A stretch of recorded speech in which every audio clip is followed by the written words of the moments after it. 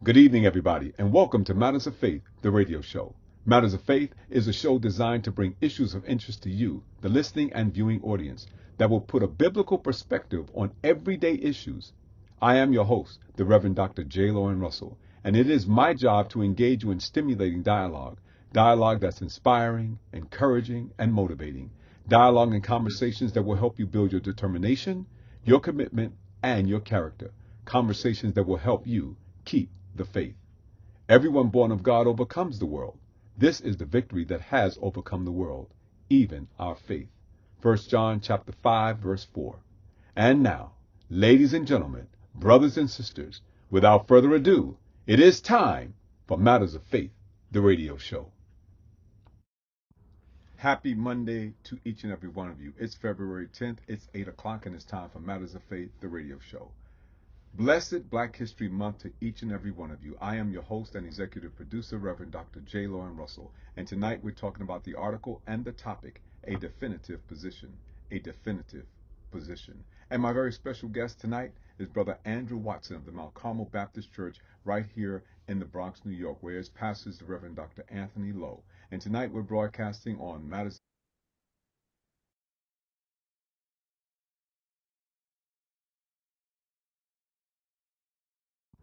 Happy Monday to Baptist Church right here in the Bronx, New York, where his pastor is the Reverend Dr. Anthony Lowe. And tonight we're broadcasting on Matters of Faith, the YouTube channel. That's Matters of Faith, the radio show, YouTube channel. We're also simulcasting on J. Lauren Russell as well as the Matters of Faith Facebook group. So tell a phone and tell a friend. They don't want to miss this show tonight. Trust me, you don't want to miss it tonight with Brother Andrew Watson of the Mount Carmel Baptist Church.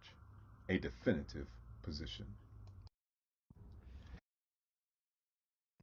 Please don't forget our sponsors and advertisers, the JLR Company and J. Lauren Russell Consulting, LLC, for all of your church financial consulting needs. You need a church loan. You need the trustees to be trained. You need biblical economic training. You need personal loan reduction strategies, property development, property maintenance. Remember, it's not about the castle. It's about the kingdom. Reach out to us. Email us at jlaurenr@jlr.llc. That's JLORENR@jlr.llc. Or simply give us a telephone call at 718-328-8096. That's 718-328-8096. Matters of Faith, the book. You can use our Cash App to obtain it. Just $ Matters of Faith. The book is $24.15. That includes shipping and handling. You can send your check or money order to the JLR Company, Post Office Box 301, New York, New York 10035. That's Post Office Box 301, New York, New York 10035. You can also get it as an ebook by going to www.smashwords.com/books/view/993177. That's www.smashwords.com/books/view/993-177. Check out the Eat Okra app for all Black-owned restaurants all over the nation. That's right, Eat Okra. And don't forget to subscribe, like, and share our Matters of Faith YouTube channel. That's the Matters of Faith, the radio show, YouTube channel. And last but not least, get your subscription to Better Mag magazine today. A 2-year subscription is only $27.50, and you can get that by going to www.abettermag.com. That's www.abettermag.com.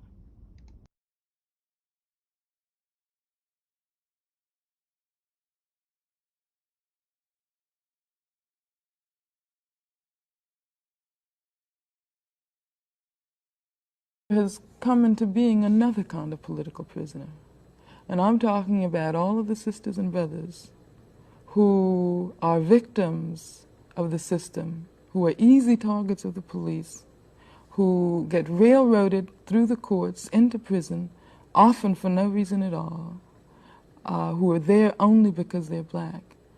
And I think a brother during the Attica Rebellion sort of expressed this whole thing when he was asked by a reporter what he was charged with. And he said he was charged with being black. That's why he was there. And coupled with the oppression that leads black people and brown people, people of color, into the jails and prisons of this country, has been a new kind of political awareness that has spread all over the jails and prisons throughout the country. When George Jackson, and Fleeta Drumgo, and John Cluchet, and Ruchell McGee, I could go on and on to name the sisters and brothers who have achieved a political awareness and a political commitment behind the walls. But you see, once they do this, then they are subjected to all of the terror that the prison system has to offer. Mm-hmm. And so they end up spending years and years and years in prison under the worst of circumstances.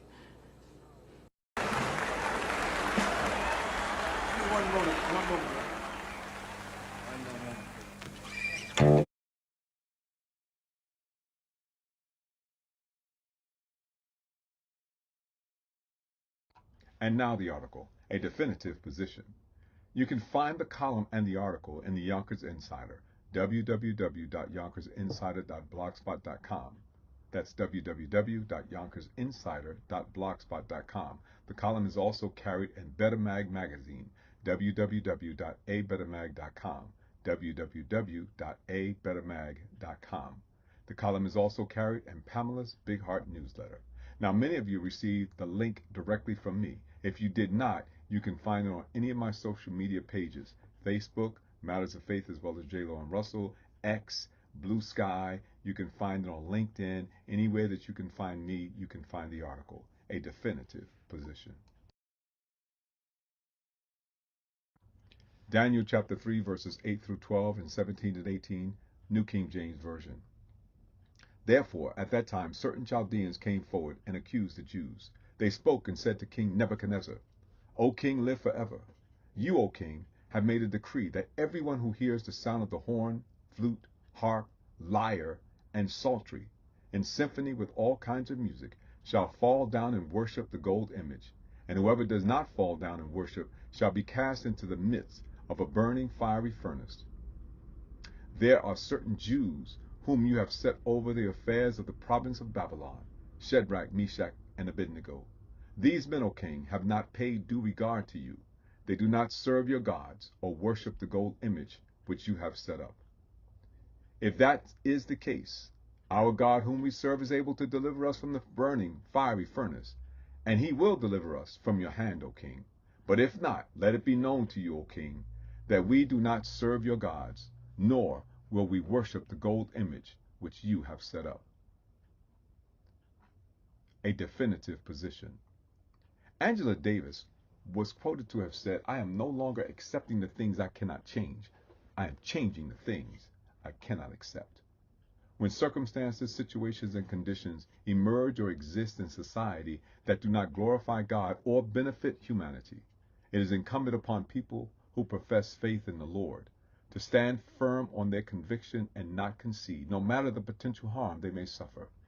Shadrach, Meshach, and Abednego were three Hebrew boys who had been enslaved during the Babylonian captivity. Because of the gifts the Lord gave to them, they were selected and prepared to serve King Nebuchadnezzar in his castle. When they refused to bow down and worship the golden image the king set over the city, they were called before the king and told that they would be thrown into the fiery furnace if they did not bow and worship at the sound of the horn, flute, lyre, and psaltery. Not willing to accept what they could not change, they determined to change the thing they could not accept. Their refusal to bow and worship the gold image resulted in their being thrown into the fiery furnace that was heated 7 times hotter than usual. It was so hot that those who were charged with throwing them into the furnace were themselves burned alive. Yet, when King Nebuchadnezzar looked into the furnace, he saw 4 men walking around, unhurt by the fire, and the form of one of the 4th is like the Son of God. Their definitive position changed the heart of King Nebuchadnezzar. He issued a new decree. Therefore I make a decree that any people, nation, or language which speaks anything amiss against the God of Shadrach, Meshach, and Abednego shall be cut in pieces, and their houses shall be made an ash heap, because there is no other God who can deliver like this. Verse 29. King Nebuchadnezzar also promoted them, and they prospered. I'm not suggesting that everyone who takes a definitive position on what they believe to be just will walk through the hot furnace of oppression or be promoted into the house of the oppressor. But I am saying that anyone who does not take a definitive position will never have the possibility of walking through a fiery furnace or converting the heart of evil. People of faith are charged in everything they do, every word they speak, and every action they take to glorify God and edify his people. During these turbulent times, like the 3 Hebrew boys, I encourage you to take a definitive position and change the things you cannot accept. Be blessed. Here's my question. What things are you committed to change that you can no longer accept? Let me ask it again. What things are you committed to change that you can no longer accept? Matters of Faith family, it really gives me a great deal of pleasure to introduce to some and to present to others my very, very special guest this evening. He was our impromptu guest just a couple of weeks ago, but tonight he is my guest. Andrew Arthur Watson is a Harlem hospital baby from a mother who came from the U.S. Virgin Islands and his father from the island of Barbados. Raised in the South Bronx with his 2 older brothers, they learned from the stern discipline but God-fearing, loving hand of their mother. Andrew graduated at the age of 17 from Alfred E. Smith High School in the Bronx. His mother gave him 3 choices. 1, go to college. 2, find a job. 3, go into the service. He thought a job was the way to go and started working for Rosenthal and Rosenthal in their mailroom until he turned 18. He then decided to enlist in the Marine Corps. After all the training from boot camp, advanced infantry training, and schooling, Andrew was certified as a combat engineer before being shipped to Da Nang, South Vietnam. Immediately upon arrival, he was transferred to Dang Ha, where his tour of duty and his addiction began. In the year and 23 days he served in Vietnam, he participated in 6 operations, either putting a bridge up or taking one down. The tragedy, that is war, caused him to see many of his fellow soldiers and others die. Like so many other war veterans returning home, he was met with a deep sense of lostness, having no direction for what he wanted in life. He searched for work and supported himself on the money he saved from Vietnam. By God's grace, he met Rosalie, who eventually became his wife. He also started working as a mental hygiene therapist aide at Manhattan Psychiatric Center on February 5th, 1970. Feeling things just weren't right, he self-medicated. But after working on the wards, then admissions, then transportation, he began to see clearly that it was time to seek help for his now full-blown addiction. This was in September of 1966. On September 19th of 2007, his beloved Rosalie passed away from cancer, multiple myeloma, after 37 years of marriage. It was on October 21st, one day after his 57th birthday, that he walked into and joined Mount Carmel Baptist Church, where, as he likes to say, his spirit was released from his flesh. At Mount Carmel Baptist Church, and after 9 years being a widower, he met and became good friends with Carla, and that friendship quickly turned to romance. And they will celebrate 9 years of marriage in June of this year. In addition to enjoying time with his family, he serves his church as an usher and spends time doing charitable work as a member of a Bible-based fraternity, the Masonic Order, which he joined in December of 2015. Now, if you ask him, Andrew will tell you, God has been good to me. So Matters of Faith family, would you welcome with me tonight, for his first time formally as my guest, but my longtime friend. I mean long time. I've known him for over 40 years. My dear brother, Andrew Arthur Watson. Okay, I think that got you in there, and I think I got you in. So, welcome, my brother, to Matters of Faith. Officially glad to have you, and I'm glad to see you. I'm glad to be on. Let me stop that share. We can talk a little bit now. We can just talk a little bit, move that on out the way. Hey, listen, do me a favor. I ask this of every one of my guests. So before we start conversing about a definitive position, listen, I read your bio. They know a little bit about you, but tell us something about you that we don't know and we really should know. Well, as you know, I grew up in the South Bronx. I had a God-fearing mother who instilled in me the belief in a power greater than myself, which is God. Um, I didn't like being in Sunday school. I didn't like doing a lot of things, but I did not fear. I feared my mother because I didn't need her to hurt me because that little West Indian woman was no joke. Anyway, he was no joke. Anyway, I joined the Marine Corps because I needed to do something different with my life, something that I needed to get away from, and maybe I could have gotten a job after I came out, or maybe I'd have stayed in the Marine Corps, did a 20-year thing, but I decided that after Vietnam, I said, no, got to go. I'm leaving here because I had a foresight of if I stayed in here, they sending us somewhere else, and they have.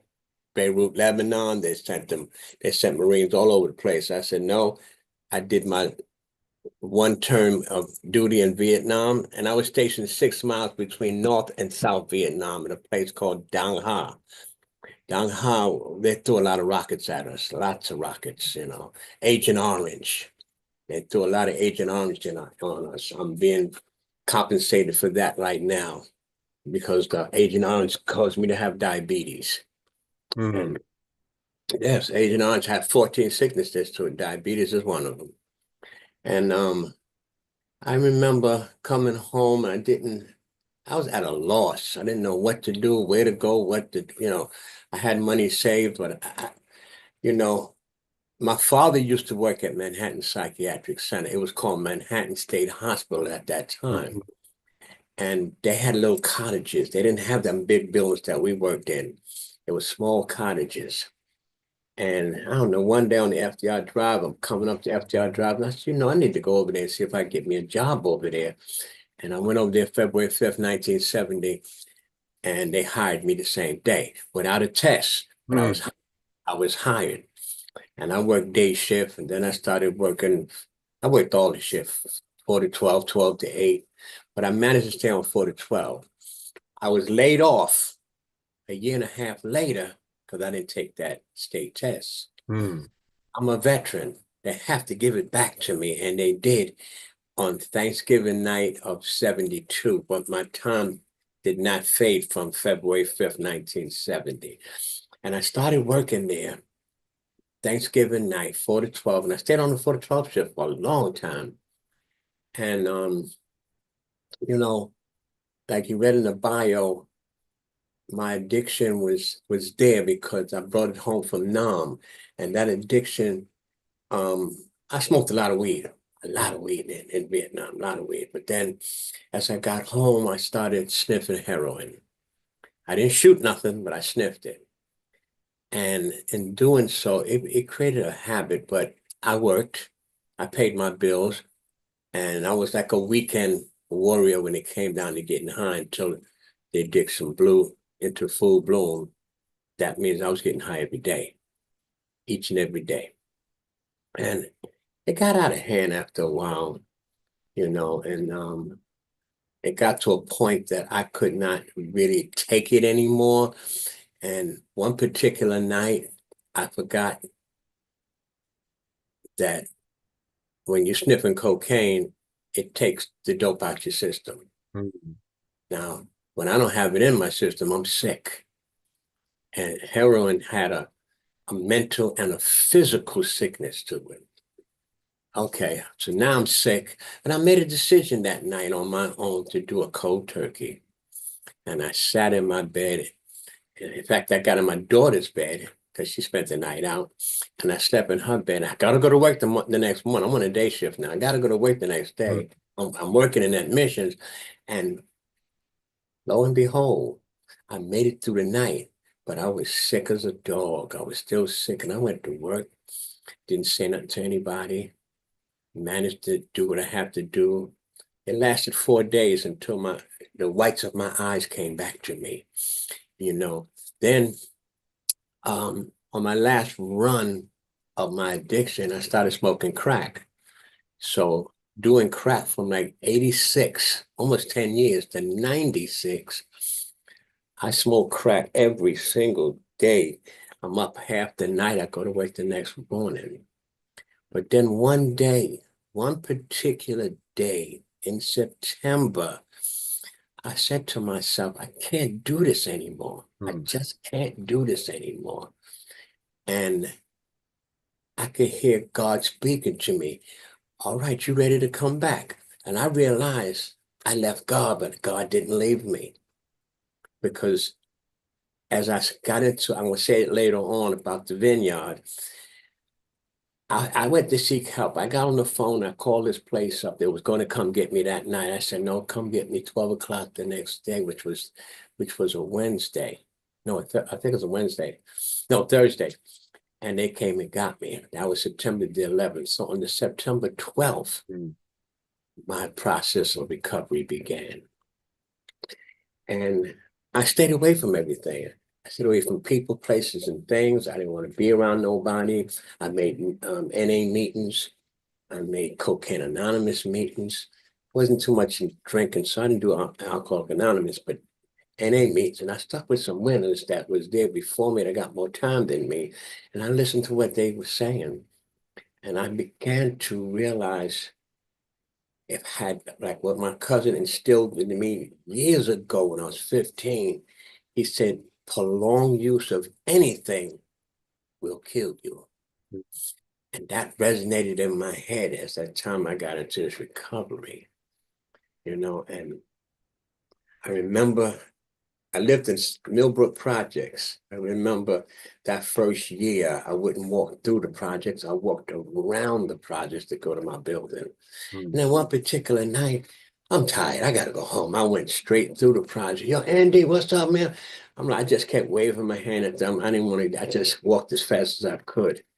My obsession and compulsion was lifted that night in an elevator with the dealer. He was in the elevator, and two other fellows that I lived on 11th. They lived on lower floors than I did, but nobody pressed the floor but me. I'm going to 11, and I realized I'm in here with some addicts and the dealer.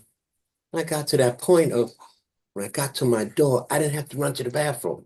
I said, wait a minute. The obsession and compulsion just lifted off my shoulders. It took 9 months for that to happen. And it came off my shoulders, and I felt good about it. So now I'm on a process of healing, getting my life back together, you know. The wife and I used together. Rosalie and I used together. And when she left this earth, she had like 10 years clean. I had 11 when she left. But when she passed on of multiple myeloma, well, she had multiple myeloma from 2000 in our 30th year. And it held on for 7 years. And I was there through thick and thin. I was at Sloan Kettering constantly with her and whatnot. She had to do certain types of medication that she had to have. She even did a stem cell transplant. I was there for her. I laid in the next bed 23 days with her. I had that family medical leave. And one night, 2 days before her 56th birthday, she passed away laying in the bed. Now, I knew something was wrong because every morning I would get up, turn the light on. She said, why don't you get dressed by the light of the TV, because it was on. And I turned around and looked at her. I'm like, something ain't right here. Felt her leg ice cold. I'm like, Lord, she's gone. She died of a heart attack. And I don't know, that next month I turned 57, October 20th. On the 21st, a lady took me to church because there was a void. I was missing a void. A lady took me to church. And in church, I seen this little short man, which I now know as Pastor Lowe, Reverend Dr. Anthony Lowe. And he was preaching on a sermon of Jezebel and how God didn't want the land to be sold. And his sermon was, "I'm not for sale." I remember it so well because I was sitting in the pew crying. Tears kept flowing out of my eyes. It kept flowing. And I'm like, Lord, I grieve for her. What's going on? Why am I tearing up like this? And he finished the sermon and he asked, doors of church open. I walked down the center of the aisle, buttoning my jacket. And when I got to him, I said, I'd like to join the church. Now, when I got there, I was the only person up there. And they pulled me to the back and they asked me questions. They asked me one thing that I already could answer for them. Were you baptized? I said, yes, I was. My mother made sure of that. Now, when I came out, there's 6 youngsters in front of me. Mm. And I'm like, wait a minute, I'm still tearing. And we saying what we got to say, what Pastor Lord is telling us to say. We're doing that. I'm still tearing. I didn't stop crying until the time he left the church. Mm. And the person that brought me to church said, those are uncontrollable tears of joy. So whatever you was going through, just lift it off your shoulders. And what I was going through was the 7 years of Rose having that multiple myeloma. And I was there with her, thick and thin. And I was like, okay. I'd go to work the next morning.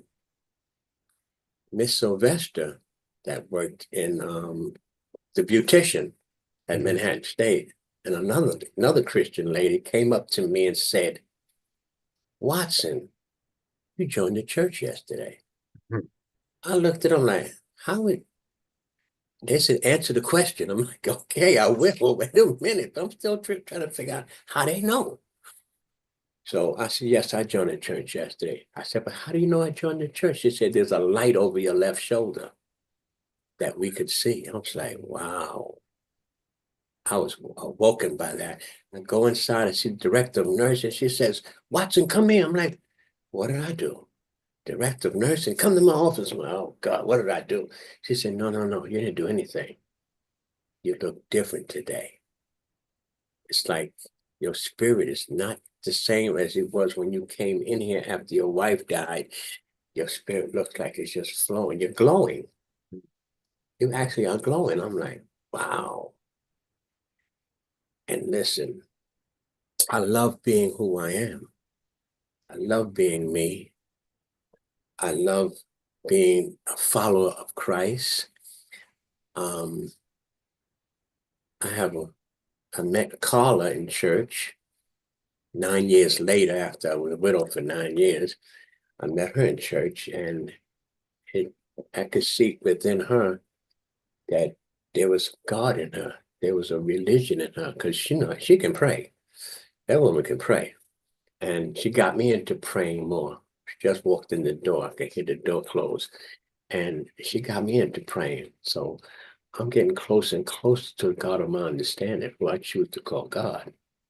And I love it. I love what I'm doing. Right now I've been clean and sober for the last 28 years, 5 months and 28 days. I could bring it years, 5 months, and 28 days clean. 28, huh? That's right. That's right. And 13 years ago, in fact, 13 years, 5 months, and 4 days, I stopped smoking cigarettes. Mm.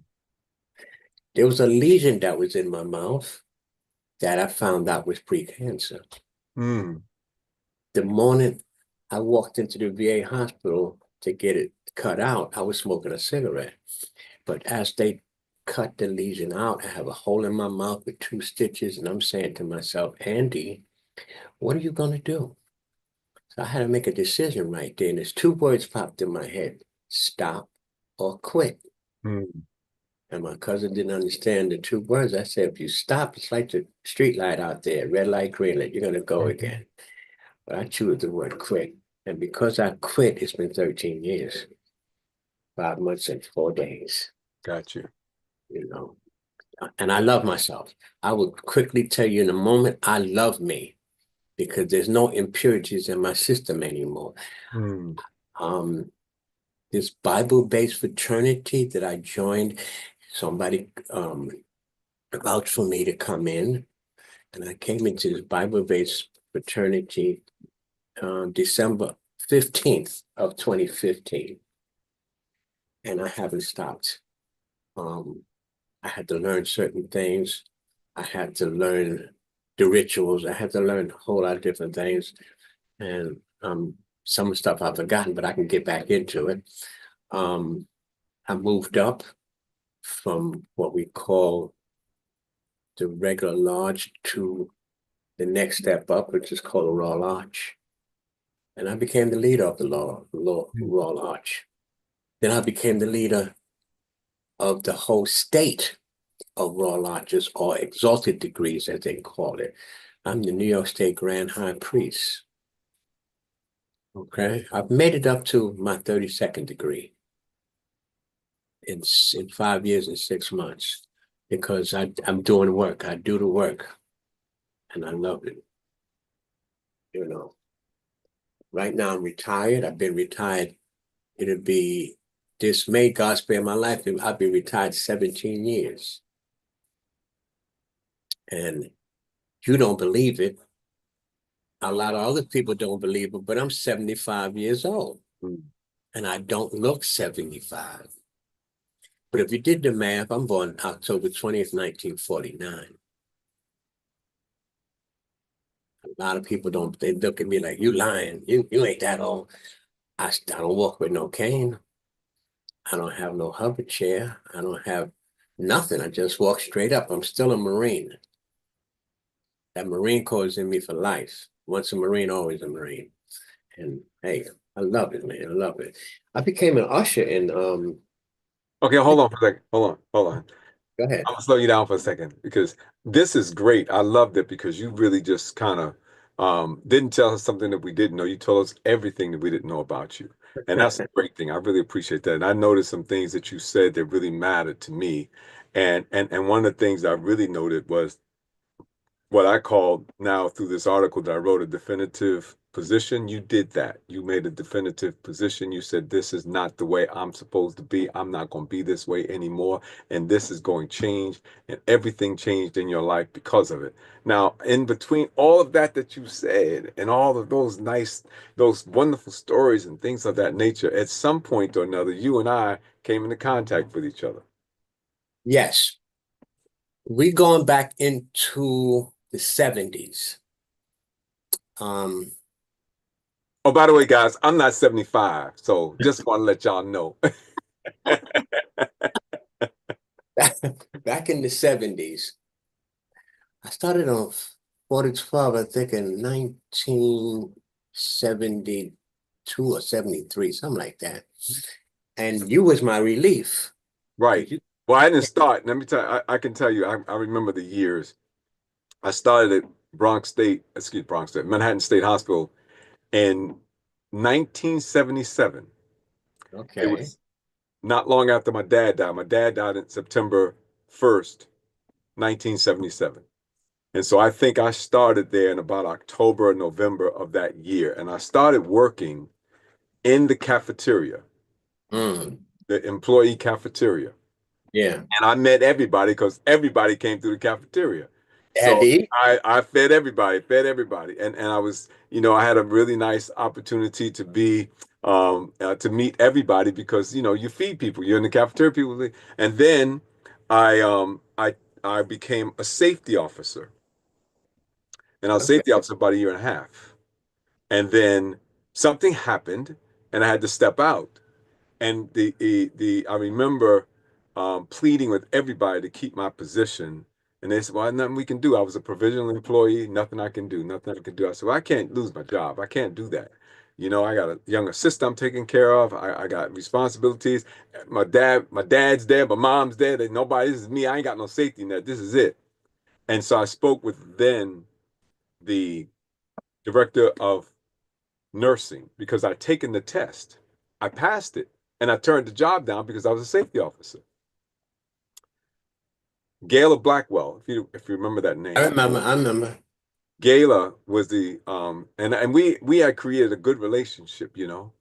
And she said to me, she says, "Well, Russell, I really would like to help you, but I can't because you'd have to take the test and pass it." I said, "Gayla, I took the test. Don't you remember you interviewed me? I scored the second highest of everybody who took the test. But I turned it down because I was a safety officer and I thought everything was going to be good." She said, "Oh, no, you're right about that." She said, "But we have a training class and they're already, I think they were in their second or third month of training, right?" I said, "Gayla, I'm an A student. I'll catch up. I'll catch up. Don't worry about that." So she says, "Okay." She said, "Russell, I'm gonna give you this shot." She said, "But if you let me down," I said, "I'm not gonna let you down." I said, "I promise you, I'm not gonna do that." And so they had a year training. It was a year. So I went through Yeah, the whole training program. And then once that was over, I was assigned to Murray Hill, which is where you were. Murray Hill unit, right. Right. And so initially, because when I first got there, I was on days. But then once I became permanent, they put me on the 12 to 8 shift. That's Right. when I became your relief person. That was about in 1979. Okay. I've been there since 1970. I know. I know. Okay. You were a vet by the time I got there.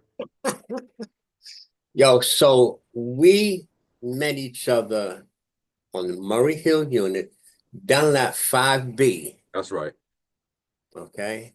And I remember you used to come in, yo, Watt, how you doing? It's all right. And you give me a report, and I'm out the door because it's 12 o'clock. I got to catch that bus to get out of there, go home. But you was my relief. And our spirit is somehow connected with each other during that time, but I didn't know how and why, but it connected somehow. You know, God put people in your life Mm-hmm. for a reason. Mm-hmm. He puts people in your life.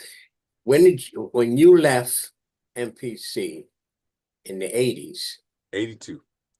and you left in the 80s, I stayed on because I'm some salty now, as we were saying in service. I'm salty. Mm-hmm. I'm an individual that know this and know that. You know, I got time under my belt, and I seen you once or twice when you came and visit, but by that time you were selling insurance. Right. And I seen you once or twice. You were talking to some people. I'm like, yo, what's up, bud? How you doing? Wow. And you was engaged and whatnot. I lost contact after that. Didn't know where, what, where, how. I don't know whether I was going to see you again until one day. And you know the day I seen you, Mm-hmm. but you didn't see me that day. I did. It's during Granby's funeral Mm-hmm. at Goodwill Baptist Church. And we all came there. All the servicemen, veterans came, Vietnam veterans. We all came and sat down. And I'm sitting up there, and the pastor says so and so and so and so. And you appeared. I'm like, Russell, what? He's a pastor? Oh, I didn't know that. Wow. That's over 25 years now. We haven't seen each other. I'm like, I don't believe this. But God calls people, and you're one of them they called. And I was like, wow, I'm not losing contact with this brother no more. I'm gonna get his number and keep his number in my phone all the time, you know. You know, I was on your show when it was just a radio show Yep. Yep. back. Sometimes I got on, sometimes I forgot. I'm like, oh, I should have been on Monday. Oh man. But now you can't keep me off this. Well, I'm telling you, I'm glad because you're right. The Lord allows paths to cross and some there's an old poem. I can't think of the specifics of it, but it talks about people being in your life for a reason, Mhm. a season, Season. and a lifetime. Right. And some people come into your life and it appears to be for a season because they come and they go. They come Mm-hmm. and they go. And then others are there for a particular purpose and they're there for a particular period of time and then it's done. And then some that look like they were there for that season or for that reason, but turns out they're there for a lifetime and God brings them back together and they continue down that path together. That's what Yes. I think happened with us. And so, Yes. it's an interesting thing because the positions, and that's the word I'm using tonight because that's the article's title, but a definitive position was a commitment that was made to serve the Lord. And when that took place, then it was just a matter of time before we converged again. I'll tell you something that you don't know that I found out when I read your bio. You What's didn't that? know this. You don't know this yet until I tell it to you. I graduated from Alfred E. Smith High School. God, I didn't know that. Yep. Yep. So you see, we were in the paths of each other for years. You're a few years older than me, but Yeah. that's okay because the Lord had us in the same current. You understand what I'm saying? And it was Yeah. only a matter of time before the currents caught up with each other. And so now we're locked and we're linked, we're joined together, and not anyone can separate us because that's the way. Yes. And I let when I got into high school, I first went to Samuel Gompers Mm-hmm. for auto mechanic. Mm-hmm. We had 2 years of that. But then I seen something I wanted to do differently, and that's auto body repair. And because of that, they shipped us to Alfred E. Smith. I That's how took automotive. I took oh, automotive. so we in the same path. Oh God. Yep. Yep. In Yep. the same path. See, the Lord, as I said, at the appropriate time, He brings these things to light. Didn't know that we had so much in common in that in those arenas. Didn't know because we didn't talk about it at the time when you were at Manhattan State. We were both kind of kept ourselves. 'Cause, I was a DJ. I did that. And of course, what went along with the DJing was all of the lifestyle of a DJ. Now, because they put me on the 12 to 8, there wasn't a whole lot of DJing anymore because that's the time you work nights. That's the Yeah, time. yeah, yeah. And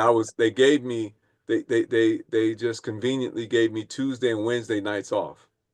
The So middle week. yeah, I couldn't. I mean, my Friday and Saturday, that's the days you play. So my extra money was gone. And it's like, you know what? That's why if there were reasons that I had to leave outside the fact that I was just fed up with the administration, but I couldn't really do anything that I really wanted to do. And Right. so I was like, I remember waking up one day, I had fallen asleep right there in Dunlap 5B. I had fallen asleep what is it called, in the room where everybody what do you call that room where Day everybody room? The day what? room? Not the day room. No, where we had our food and stuff like that. In the dining room. Dining, but not in the dining room where the patients ate. But there was a room on the side where everybody went. Where we put our food at. And we went there and Yeah, sat down. yeah, yeah. I forgot the name of that. Right. Well, I was there and I dozed Utility off. room or something like that. I Utility room. dozed off, and I had this incredible dream. I will never forget it. Never forget it. Satan was literally at me, and he says, "You're mine." I was like, "No, I'm not." He said, "Yeah, Hmm. you are me." I said, "No, I don't.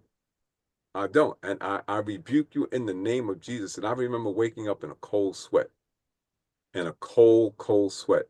And I said, Lord, I get it.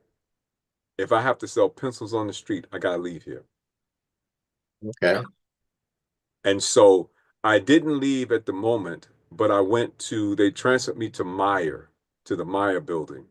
I think the whole unit transferred over there. Everybody went to the Maya building, Right, the whole unit, right. yeah.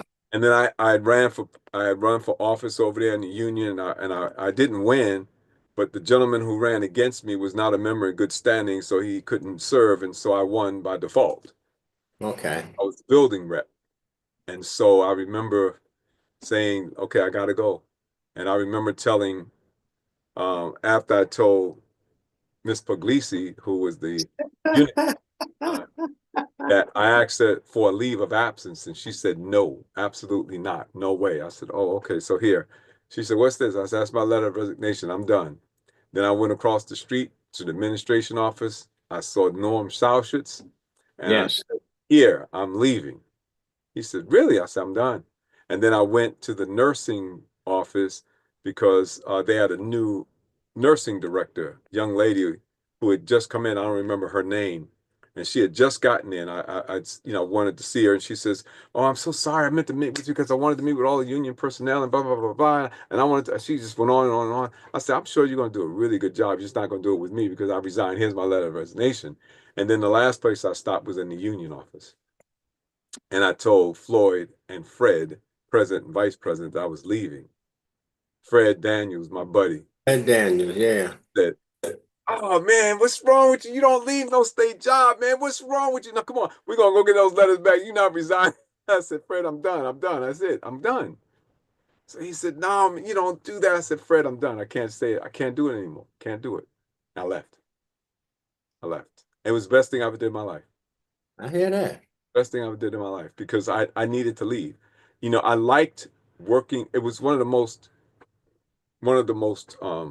rewarding experiences I've ever had working at Manhattan State Hospital.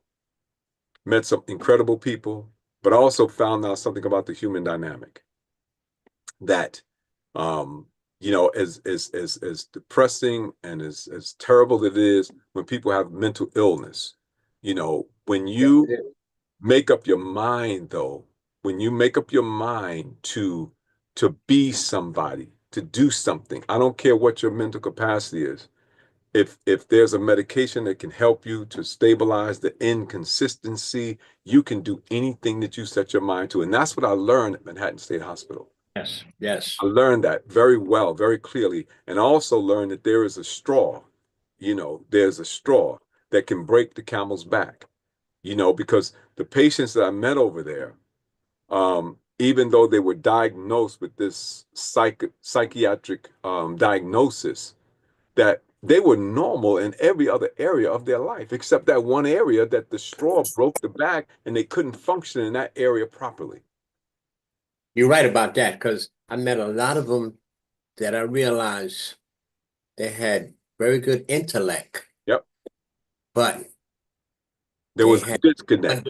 that there was one deficiency that caused them to be into that capacity of and being in that hospital. Yep.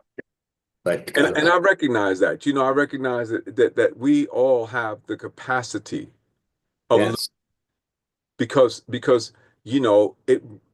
what we say in the church is that there but by the grace of God go I. It could yes, happen to anybody. anybody. Just like some people, as you talked about your addiction, some people get caught up in that, and sometimes the addiction pushes you over the barrier. I remember just before I left, there was a young lady who came to the hospital, and she was, I mean, I don't think I've ever seen anyone as what's the word I'm looking for? I want to say episodic, but it wasn't episodic because episodic means for a period of time and then she comes back to normal. She was consistently in this state of detachment from reality. Mm-hmm. She was in the hospital because she put her baby, you might remember this, she put her infant into the oven and burnt it up. She I said it remember was that. the devil. She said it I was the devil. know. And it didn't matter what medication they gave her, it couldn't touch her because what she did was in her addiction. She was smoking angel dust. Right. A lot of them that was in that place was that came in Yes. because of that dust. A Yes. lot. Yes. It They were just unbelievable. So, it was interesting because at that point, they could not make a decision for themselves at all. And they were there. The thing that troubles me now, and we're going to talk about the article, by the way, for those of you who are still wondering why we haven't talked about a definitive position yet, but we will. But the thing that troubles me a lot is what happens to those people now, since they don't have those institutions available for them. society is letting it happen.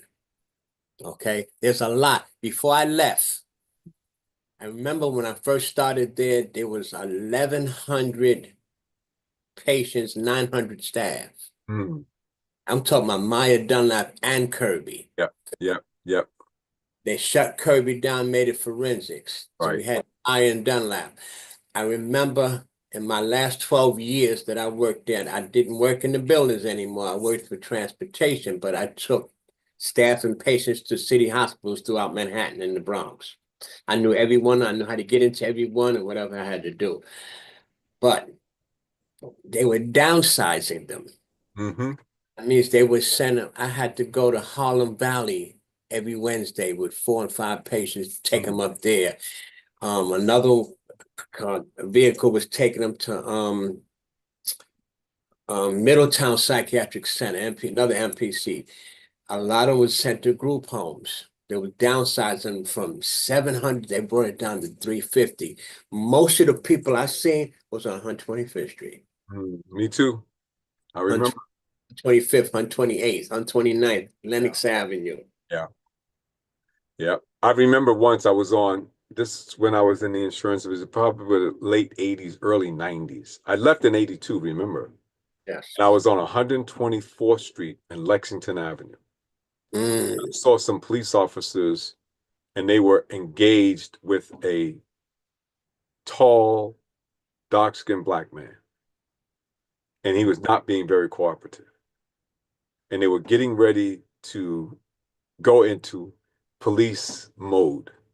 Now, remember, I was a safety officer, so I was trained in that, right? In addition to being a therapist aide, which I became a mental hygiene therapist aide, I looked at him. I said, "That's Clarence." I said, "That's Clarence." I can't believe it. So I said to officers, "Excuse me, officers." I said, "Look, I'm J-Lo. I used to be a staff member at Manhattan State Hospital, safety officer." I said, "This man is a patient at the hospital. Can I speak with him before you do anything? Could you give me that?" They said, "Sure, yeah, please, please." So I looked, I said, "Clarence." He said, and now this was like 8 or 9 years later. He said, "Mr. Russell, oh man, how you?" I said, "Clarence, I told you kept playing this game. You're gonna wind up doing this kind of stuff because you were playing crazy when you got there." I said, "Now look at you." I said, "These police officers about to bash you upside the head, man." Yeah, man. He said, I just wanted to get something to eat." I said, "Yeah, but you see, you plan." I said, are you still at Manhattan State?" He said, "Yeah, I'm still there." I said, "Listen, I'm gonna tell them to take you back here because you need to be back on the wards. You need to take your medication." Because he's having an episode. But when he saw me, he recognized me and he came back to his norm. And so I say that to say that, even if I could dovetail back into this article a definitive position, when you are committed to helping people, when you see them in crisis or you see them needing help, you step in and you step up, no matter what the consequences may be. Because I didn't know whether or not he would recognize me or not. And I'm talking about Clarence was like 6'5", 6'6". Yeah, I remember Clarence. Remember, right? Big guy, man. Wow. Came in, he came, and I still believe to this day that because he was not doing well in his life, that he played crazy to get to the hospital to have a place to stay. Yes. Most of he didn't really take that medication. He didn't take it. I watched him carefully, talked to him all the time. But a lot of them did. They played it and then they played themselves into the game. And that's what happens sometimes when you're not taking a position of definitiveness in terms of who you're going to be. Yes. Circumstances and situations dictate your actions. And when things dictate your action and not you, then you're not writing your own narrative. You're not writing your own script. You're just literally, you're just now doing whatever other people tell you to do. Yes. Terrible life to live. Sure enough is. I had a cousin that was at Manhattan Psychiatric Center. I don't know if you can remember. I want you to think back to we was all young. We was all young. We was in our 15. I have a cousin named Gustav Williams that came out of, he's my first cousin. He came out of Queens. Came out of Queens with a Springfield rifle, Mm. and he shot up some people at Bryant Park on 42nd Street. Mm. The people he shot up, some of them was Italian. It took 12 rounds to bring him. He's a big fellow. It took 12 rounds to bring him down. Mm. He ended up going to Manawar State Hospital upstate.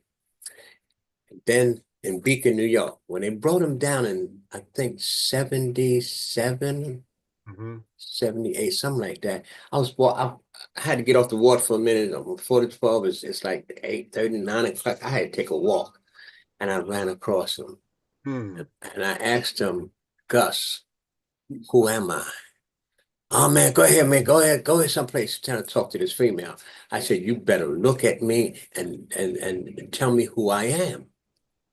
He looked at me. He said, take off your glasses. He said, you're Andy. Mm. Yes, cousin. Mm. What are you doing here? I said, they brought me down here. So he did some more hideous, dumb stuff and cursed at the judge, pulled his pants down, told me to kiss, and they sent his butt up to Mid-Hudson. Right. He stayed up there 8 years at Manawar. He came down there. And then one day I'm coming in from picking up a patient. I look at the book and I'm like, Gus Williams, but that white fella's not Gus. That's somebody else. Mm. And when Gus came out, I said, yo, Gus, what are you doing here? Oh, they brought me in, blah, blah, blah.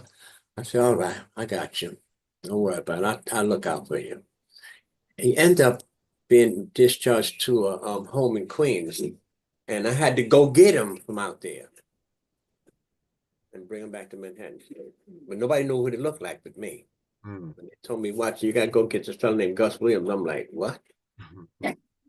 Like transporting here, transporting there. Whoa. After a while, the job was getting to me. I had to get out of there. After the wife died, I said, it's time to go. Okay. Time to go. I had 38 years. I had time to go. Yeah. Hey, listen, let me dovetail. I want to talk about, because we're actually In the halfway. that's what we do. We're gonna go back to the top of the hour, and what we'll do is we will let me just do a couple of things really, really quickly. And what we will do is go to the top of the hour, and we will read the article again, and then in the second half, we're going to talk about the article more intently. Okay? And then that way everybody get a chance to be brought up to snuff, and they'll see what we're doing. And then we're going to bring them into the conversation. So y'all listening, I want you to know this, right? The question that I'm asking tonight, it's a simple question, but what things are you committed to change? What things are you committed to change that you can no longer accept? So what things are you committed to change that you can no longer accept? That's the question. And that's what we're going to be talking about in the second half of the show. So I'm going to do what I normally do. I'm going to go ghost. I'm going to ask Andrew to do likewise. And then we'll come back and we'll finish the second half after we go to the top of the hour. Please don't forget our sponsors and advertisers, the JLR Company and J. Lauren Russell Consulting, LLC, for all of your church financial consulting needs. You need a church loan. You need your trustees to be trained. You need biblical economic training. You need personal loan reduction strategies, property development, property maintenance. Remember, it's not about the castle. It's about the kingdom. Reach out to us. Email us at jlaurenr@jlr.llc. That's JLORENR@jlr.llc. Or simply give us a telephone call at 718-328-8096. That's 718-328-8096. Matters of Faith, the book. You can use our Cash App to obtain it. Just $ Matters of Faith. The book is $24.15. That includes shipping and handling. You can send your check or money order to the JLR Company, Post Office Box 301, New York, New York 10035. That's Post Office Box 301, New York, New York 10035. You can also get it as an ebook by going to www.smashwords.com/books/view/993177. That's www.smashwords.com/books/view/993177. Check out the Eat Okra app for all black-owned restaurants all over the nation. That's right, Eat Okra. And don't forget to subscribe, like, and share our Matters of Faith YouTube channel. That's the Matters of Faith, the radio show, YouTube channel. And last but not least, get your subscription to Better Mag magazine today. A 2-year subscription is only $27.50, and you can get that by going to www.abettermag.com. That's www.abettermag.com.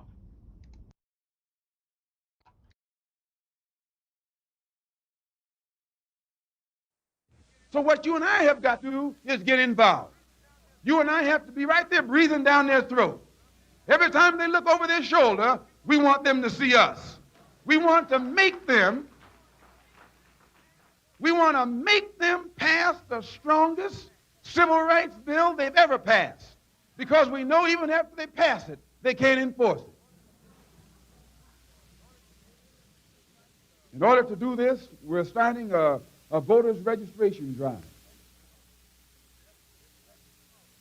We have to get everybody in Harlem registered,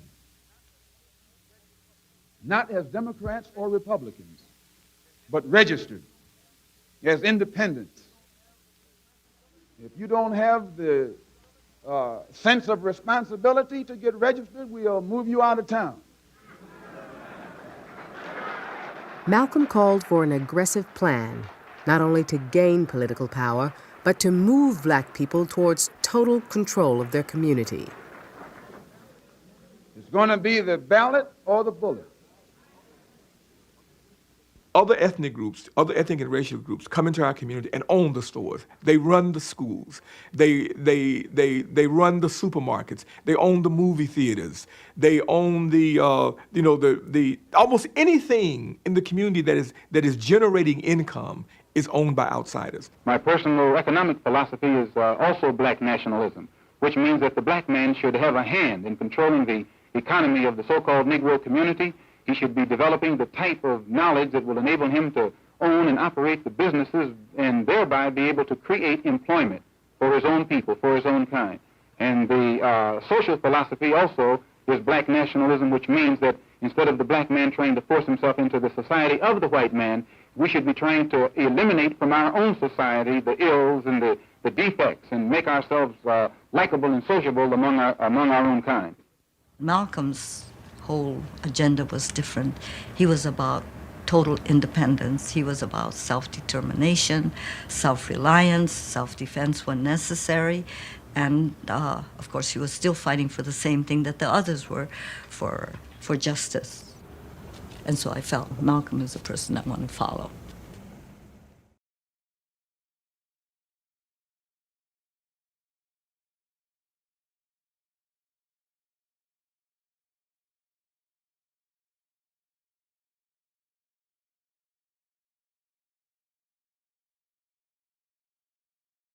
And now the article, a definitive position.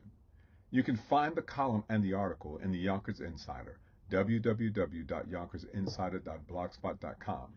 That's www.yonkersinsider.blogspot.com. The column is also carried in Better Mag magazine, www.abettermag.com, www.abettermag.com.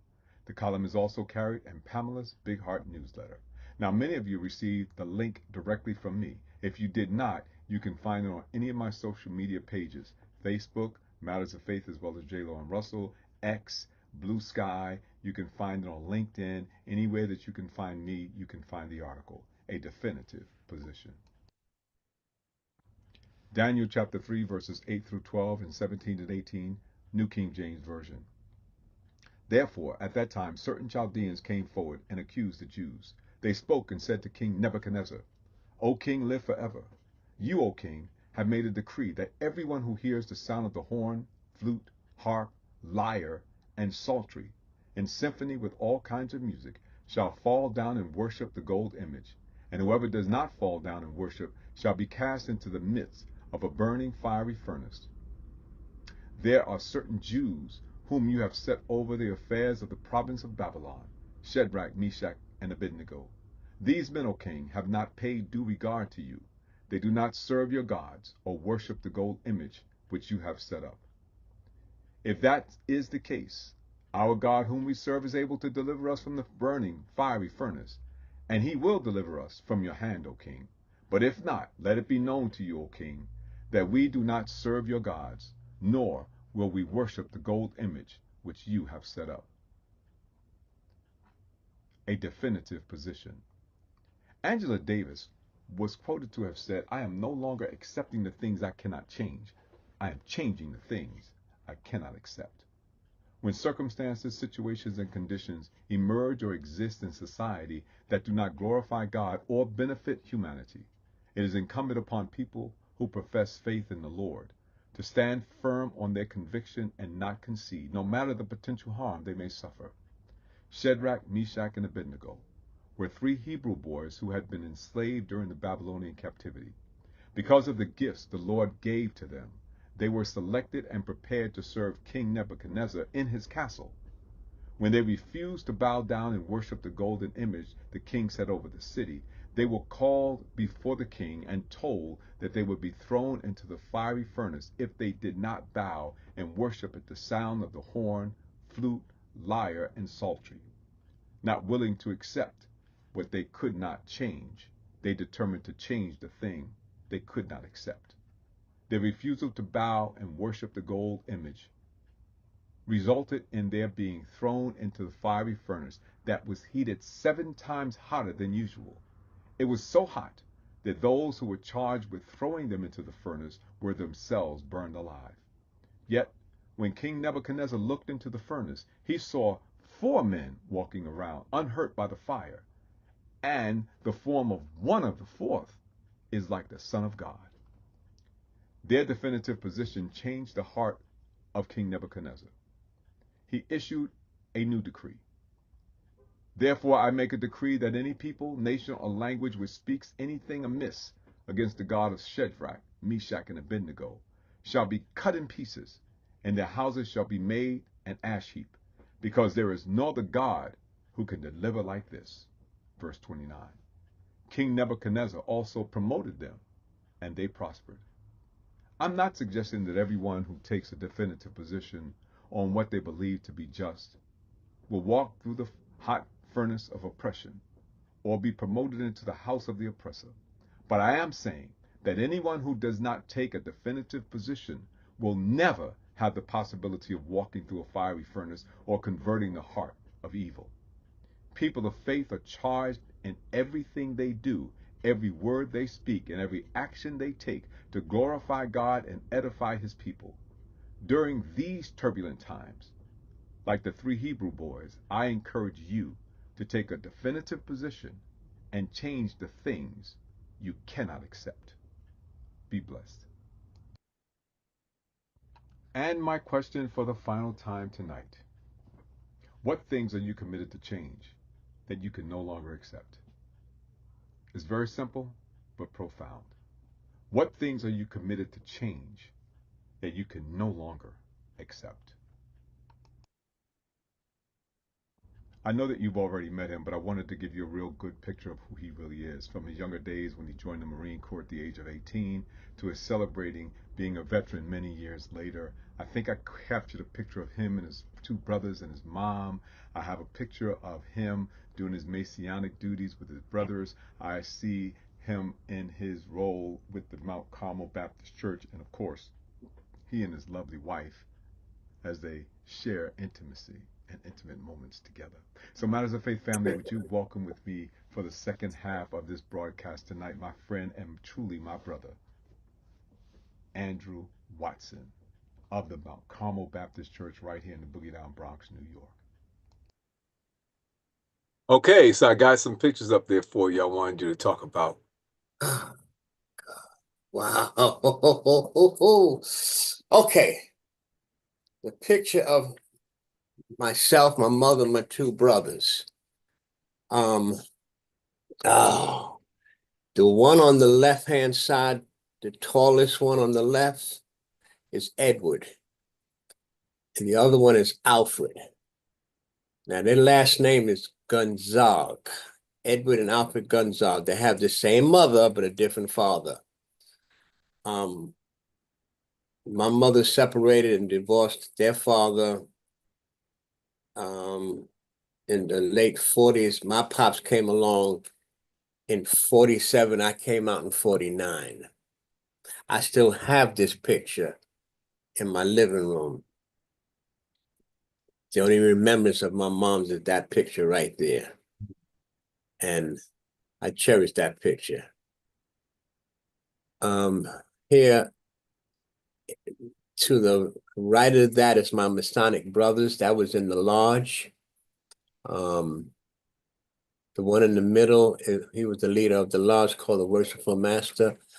I was the junior warden, and the other one on the left of him is Hermit. He was the senior warden at that time. That's the group. We was bigger than that, but that's the amount of people we took at that time. With me holding Carla, we was about to go to a Mason dance, one of my largest dance, and we had to wear red that night.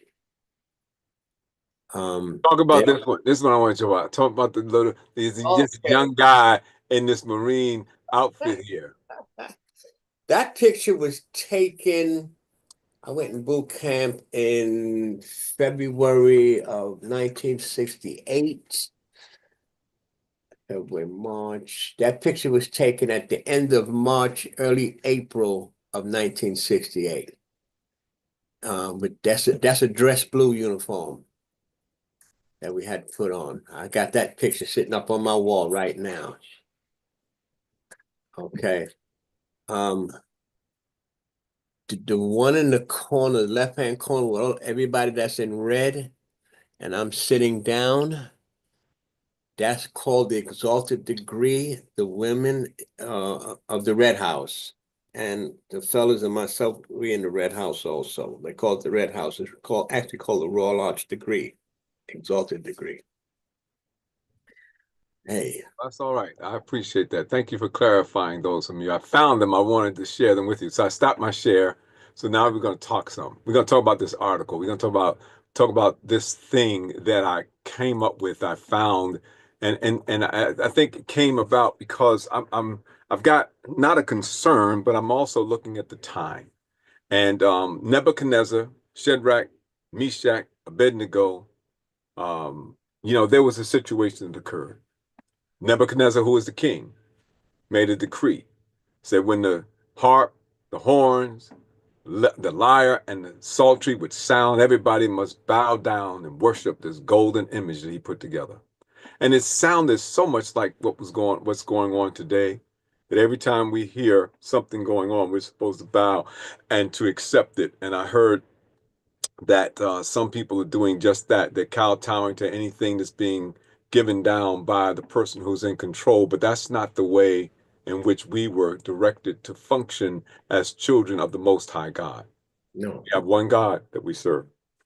And so this article became a part of that thinking for me. And the Lord revealed something to me that I thought I needed to share with everyone so that we could really have a conversation about what was going on at that time and what's going on at this time. So I talked about an opening statement by Angela Davis. I'm no longer accepting the things I cannot change. I'm changing the things I cannot accept. And so I think that commitment, that level of commitment is necessary. It's what in this African American, and by the way, I played little Malcolm X, and I also shared with you other excerpts and so on and so forth, so that you'd be able to hear for yourself what these great people who made such a huge impact in our community said and then did, and they committed themselves to it, even sometimes to the point of death. Very, very sincere. Angela Davis and her position, and talks about what's going on in the prison system back then, and that was in the 60s and 70s. That was back then. Yes. Not much changed over the years, and so we've got to recognize our past so that we can go forward into our future. And look where he brought us from. I'm not so much concerned about about the past, but I do want to look at it and see where I've come from.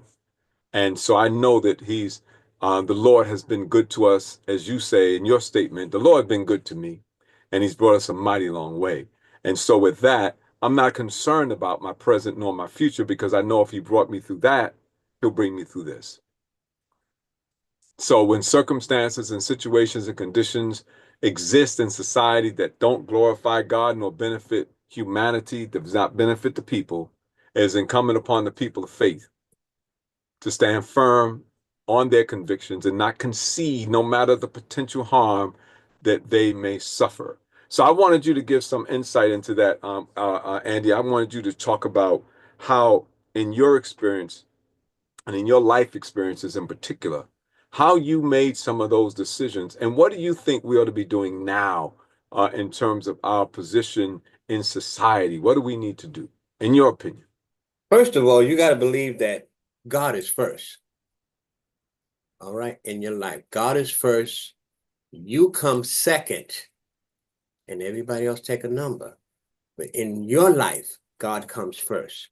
Now, you have to have a belief in a power greater than yourself that can restore you back to sanity. You cannot, this world that we have now, we don't have a village anymore that we used to have a village when we was growing up. We don't have that anymore. We see things in the street that I'll be saying to myself, wow, if it happened when my time, I wouldn't be here. I would be gone, because the way things are going now, people are killing one another, people are robbing one another, and the higher ups, starting from the presidency, is just going ballistic. It's going crazy, you know, and things that's happening should not be happening.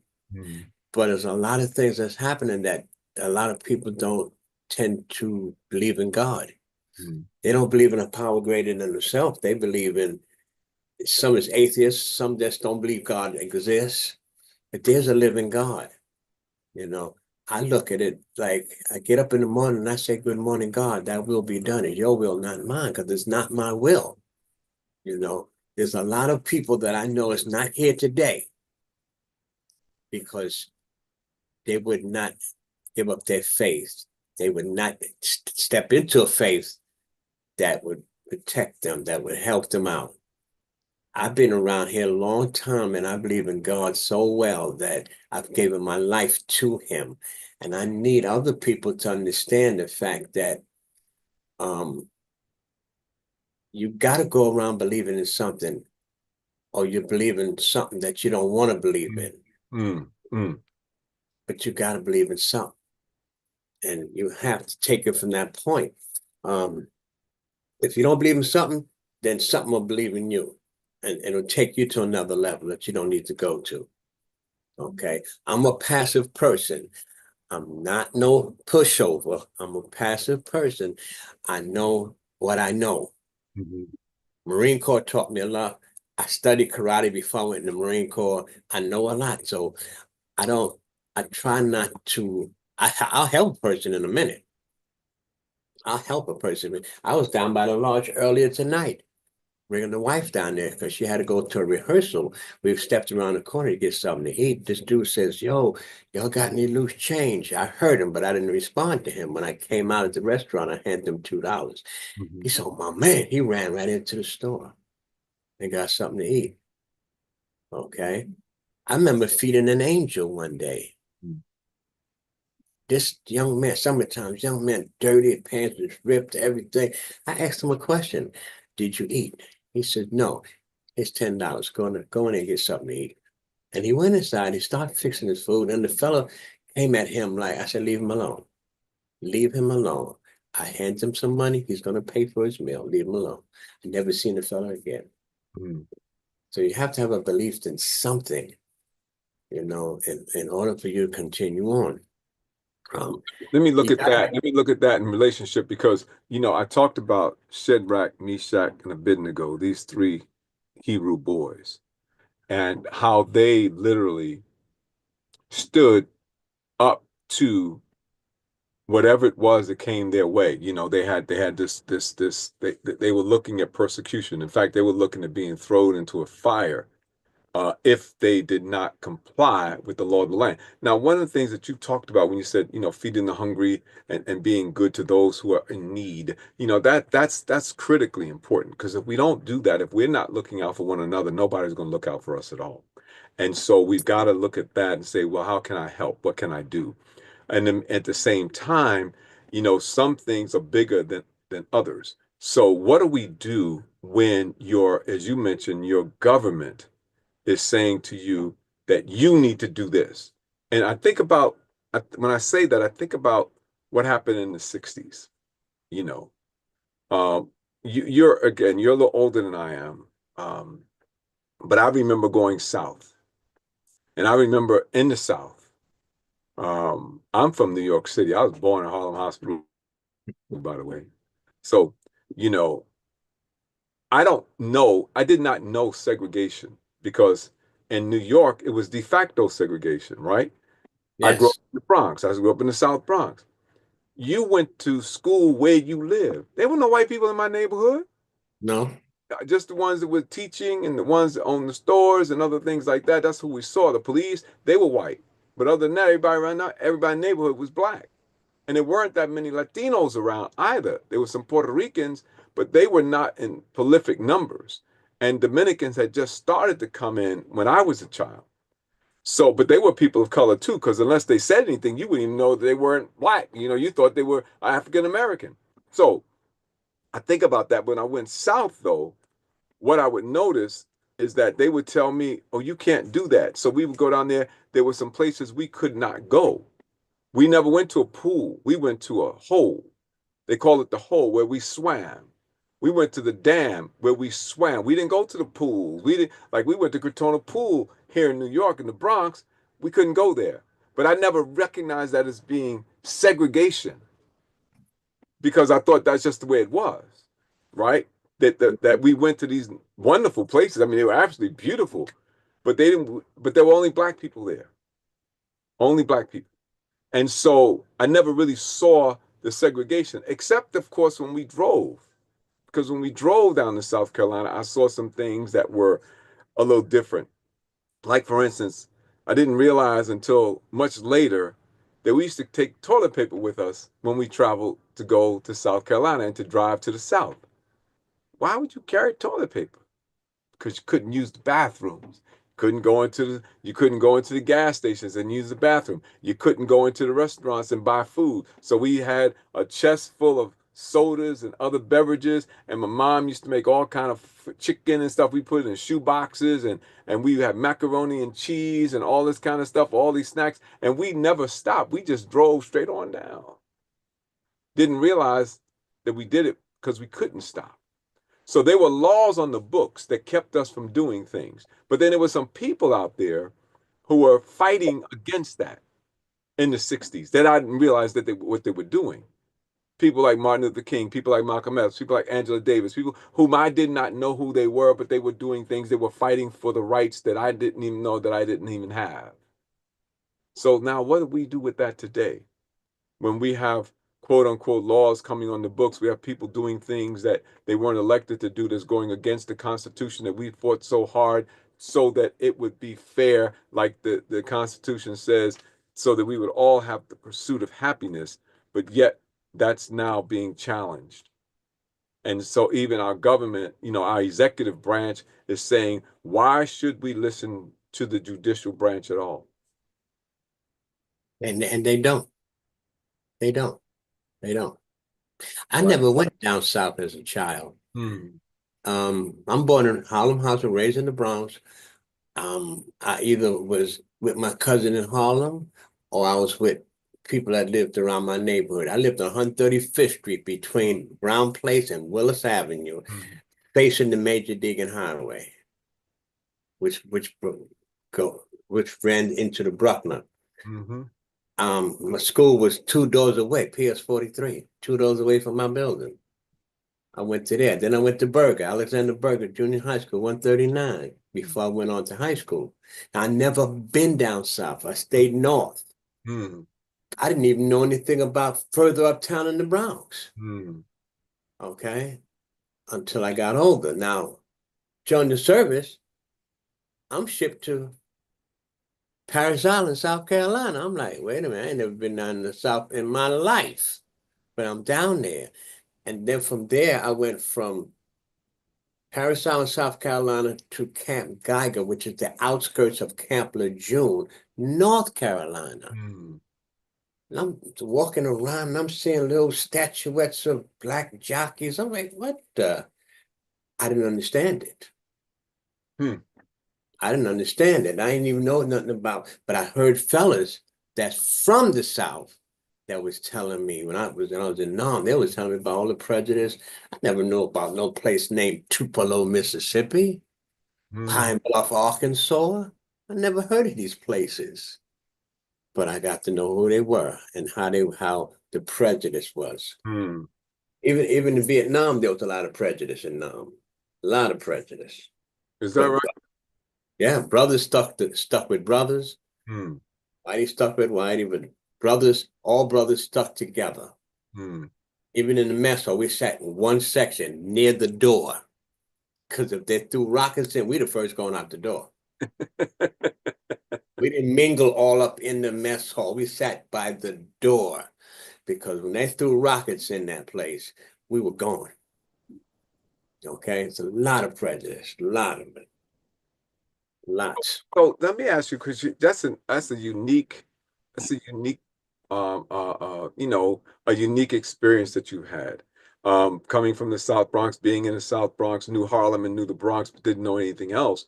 And then going to Paris Island, and then to North Carolina, and then to Vietnam, where you encountered racism from a whole different perspective.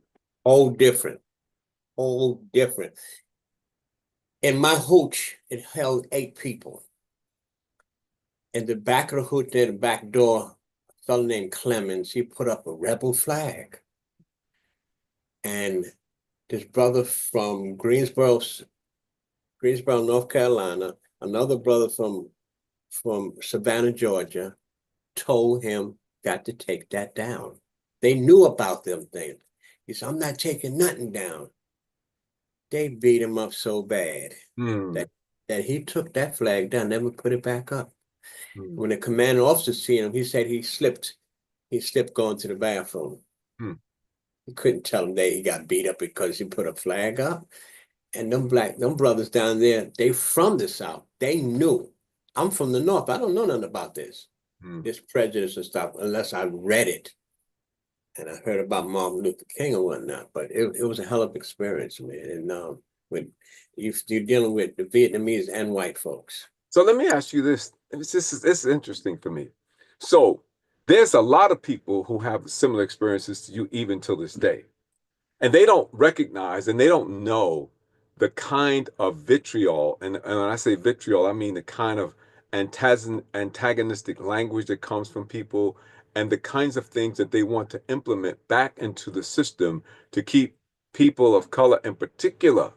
And now, of course, they're using the word immigrants and things like that, but it's just people of color because they're not talking about European immigrants. They're only talking about people of color who immigrated from various countries like Barbados, like Jamaica, like South America, like Latin America, like the Dominican Republic, like Haiti, like Africa, the whole continent.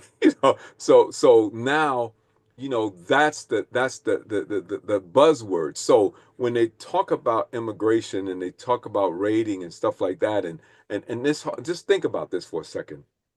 There is a move of ICE to come into a particular place, and they come into a place and they're looking for a particular people. We all look alike. We have one definitive quality about us, and that's the complexion of our skin. Now, Yes. you and I are sitting there, we're on the show. You are a darker hue than I am.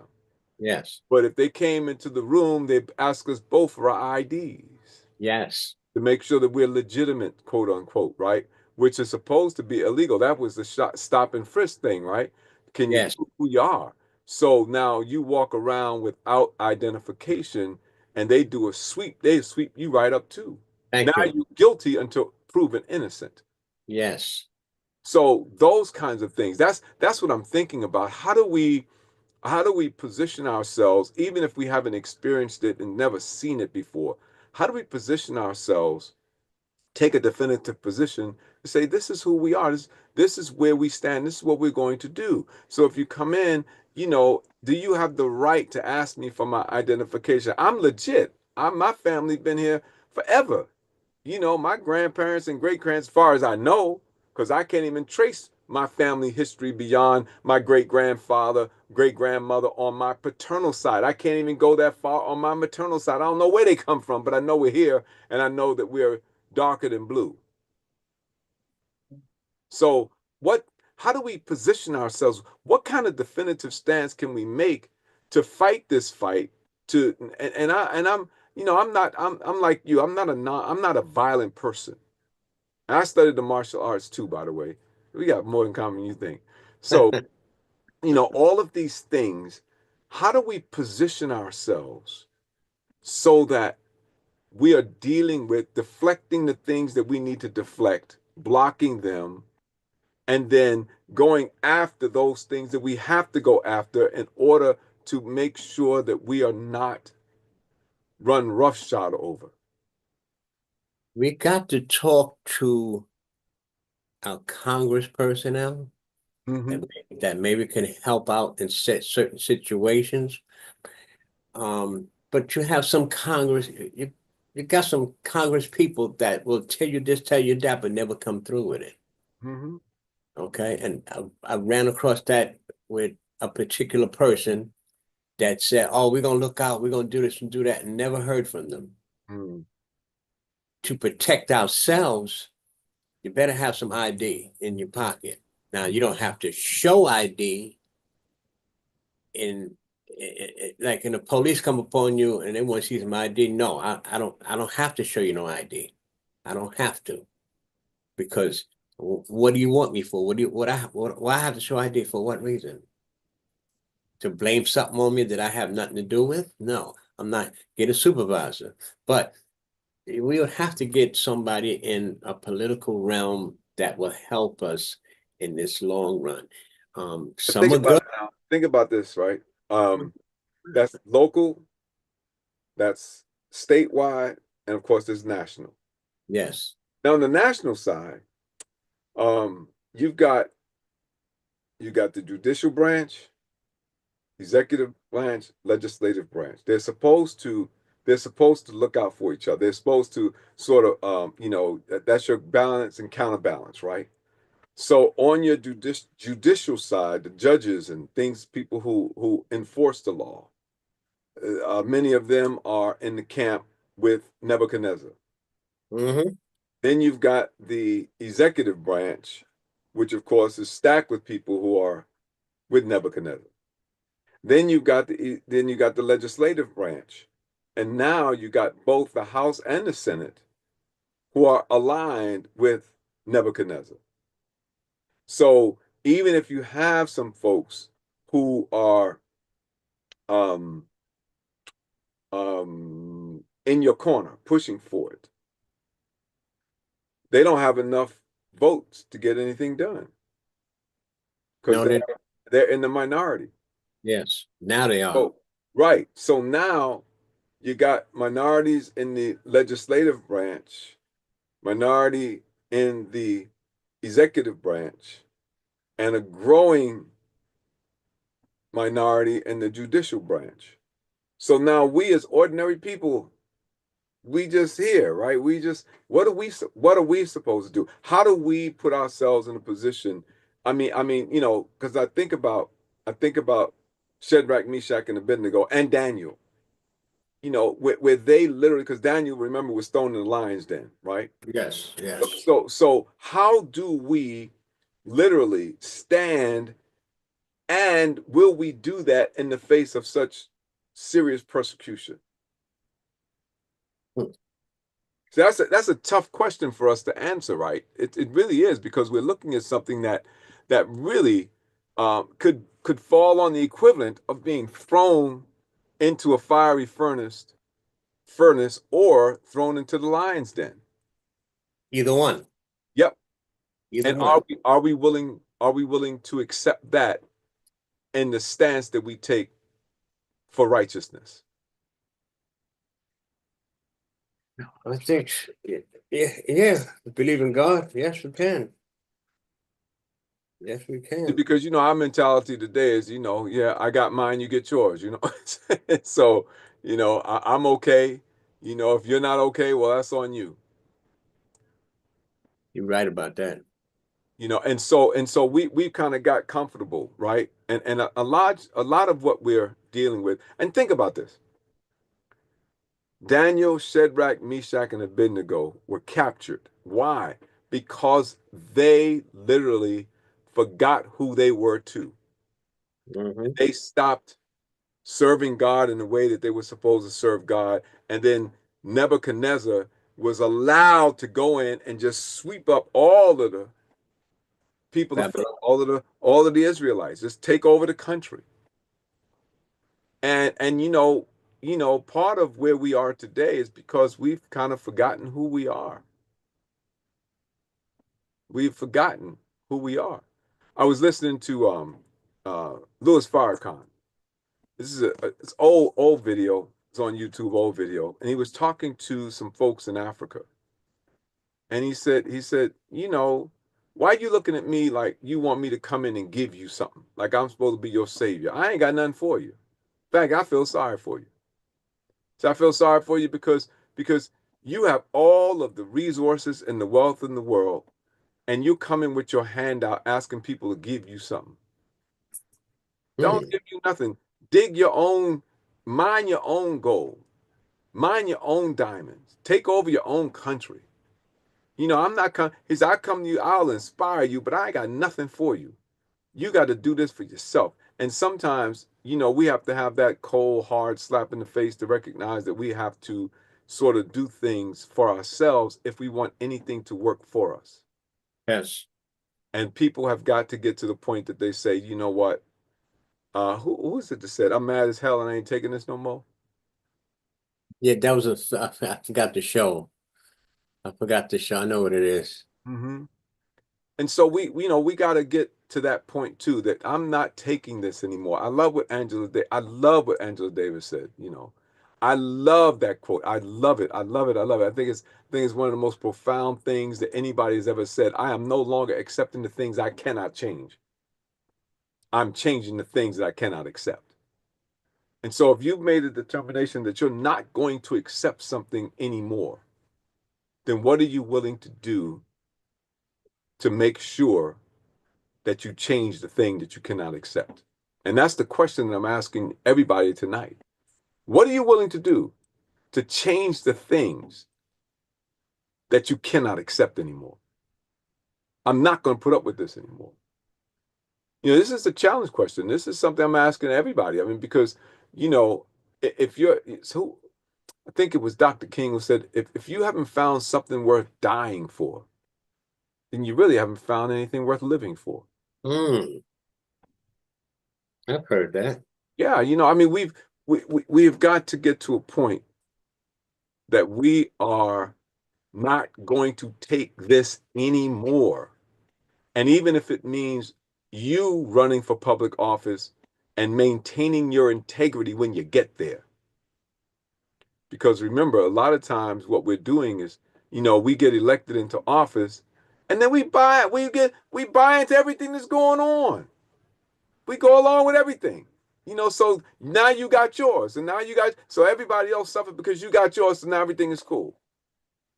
What about the folks that you were supposed to serve? What about the people who had nothing? What about them? What about those people who are struggling, who may not be able to afford a meal, like the gentleman that you gave $10 to? What happens to them? He could have been a veteran too, right? Served his country, came home, didn't find anything, and now he's homeless trying to find a piece of meat to eat. I mean, is that acceptable to people? I mean, that's what you want, but I don't think it's acceptable. I don't think in the richest country in the world that people ought to be living like that. And yet people are living like that. They are every day. I was on a train last night. I was on a train yesterday, coming back from Robert Royal's homegoing service. Evelyn and I, my wife, we caught the train coming home. We didn't drive down because I didn't want to, have to struggle to find a parking space because I was on program and wanted to be on time. We came back and there's one gentleman is sitting on one seat over here. He's homeless. He's got a shopping cart there with all his possessions there. The other guy was sitting on the other side in another seat, and he's just knocked out, man. And he just stretched out. He wasn't laying on the seat, but he was stretched out because, and I'm looking at him and I'm saying, my God, how could you let yourself go to that extent? That I could see life was hard for him. It was all in his face. So what are we going to do? And then let me, I know I'm on a soapbox, but let me say this too. Because sometimes we have positions. We have, we're doing things, voluntary or otherwise. And we allow people just to do anything that they want to do. Don't show you no respect. Disrespect you when you're giving the best that you have there, and they just treat you as if, oh, you're supposed to do that. We don't say anything. We let it go. Now I know you and I, I'm not a passive person, but I'm not an overly aggressive person either. But I don't want to be disrespected. Don't disrespect me. Don't disrespect my time and my efforts. Don't do that. Don't do that. That ticks me off. And you don't want to J-Lo and Russell is ticked off. I'm telling you, you don't want that. Nobody wants. I don't even like him when he's ticked off. You don't like me when I am lied about or lied to. Mm-hmm. You don't like me when you disrespect me. And my wife's seen another side of me that she'd never seen. And I'm on the phone there's 4 of us on the phone, and it had to do with money. Mm. And the person told me I didn't give it to him, and I can prove him wrong because it was all documented of what was given to me or what I had to give out. And he lied and he lied. And eventually he came and told somebody that he put the money in the bank. But he spent that money. Mm. But gonna tell everybody I didn't give it to him. Mm. And I gave him checks and cash. Now you lying to me, and my wife never seen me get loud like I did. Never seen me get loud. He lied again in the lodge one night, and I'm not a quitter, but that particular night, you could see it in my face. Nobody came close to me to ask me nothing, but they did it in my face. And I was saying to myself, I should just get up and leave this lodge and forget about it. But that thing in the back of my mind says, Andy, you've never been a quitter. Mm. You're not quitting. You're not going nowhere. I was pissed. I didn't like how I sound. I don't like how I looked. But it took a while to cool down. And I look at the person, I greet them, but I don't trust them. And that's how I am. But that's a part of it, right? That's a part of it. I see. I feel you, and I see a point. We at some point we got to say, you know what? I'm not accepting that. I'm not accepting that treatment from you. I'm not accepting that. You can't talk to me any way you want to. You can't do it. I'm not accepting it. I'm not taking that from you or anybody else. Right. And I'm not afraid that, what are you going to do? I remember, for instance, I remember I was working for an organization, and they were doing some, really outrageous stuff, And I asked the question, and the question was pretty profound, and everybody like, you asked that question? I said, yeah, I asked the question. So what are you going to do, fire me? So what? I've been fired before. I'm not worried about that. The Lord sent me here to do this work. If He says it's time to go, it's time to go. But I'm not gonna sit by and just let you do anything, and I know it's wrong. I'm not going to do that. I mean, then where's my personal integrity? If I watch you do it, it's like guilty by association, right? Yes. If I Yes. say nothing, then I'm just as guilty as you are because my silence is my consent. I'm consenting to it because I said nothing. Yes. That's the part that gets me probably more than anything else is that, and I see this so much in our community, in our society, it's apathy. Mm-hmm. People not doing anything. They don't they don't come out and vote. They don't come out and say anything. They don't. And but only they'll complain about everything, Thank you. but Thank they you. won't do anything. No. I remember saying this, I don't need your complaint. I need your help. Right? If I'm not getting it done the way you think it ought to be done, come and help me. Mm-hmm. Because I'm juggling 15 balls here. You understand what I'm saying? You take 5, I take 10. We can get this done. But if you're going to watch me have 5 and I fumble one, and you're going to talk about, oh, he can't even juggle the balls. But Help me. you didn't take one. I mean, you could take one and throw it up and down. I mean, you could just do one ball. I don't care, do something, but don't stand around and complain because that's the problem. We're getting to the point that we're not involving ourselves, but we're complaining about what's going on. Take one ball, just take one, just one. You don't have to have 2, just one. I can't juggle like that, but if I take one ball, at least I've taken that off of your plate. You don't have to worry about this one. Mm-hmm. I got this. I got this. So, that's kind of like the way I think about things. When I ask the question, everybody, y'all hear me now, hear me good, all right? When I ask the question and I say, what things are you committed to change that you are no longer willing to accept? I mean that because at some point we have got to get to a point where we are not accepting anything just because you put it in front of us. What things are you committed to change that you can no longer accept? And so I got some answers. Listen to this. Let's get some answers. Watch this. Let me see. I'm going to go down, see if I can get some direct. Dr. Russell, civilized behavior is a heavenly model, or, excuse me, not an earthly one. The growth of civilization in the earth came from the spread of Christianity. When God is removed, civilized behavior is too. And then he says, Darrell, the church must get into the fight. I like that. Yeah, the church has to get into the fight. But if all we're doing is going to the church and sitting in those 4 walls and we singing praise and glory, hallelujah, and we jumping and shouting and we hooping and hollering and stuff, and we just having us a grand time and we are worshiping and praising the Lord, but we go outside, nothing changes. Not even the people whom you live with and love are coming to the Lord. Even though you're jumping and shouting and praising and glorifying God and all that you do, but nobody's coming to the Lord because you're not sharing the gospel with them either. Mm-hmm. You coming and getting yours. I'm getting my praise. I'm getting my praise on.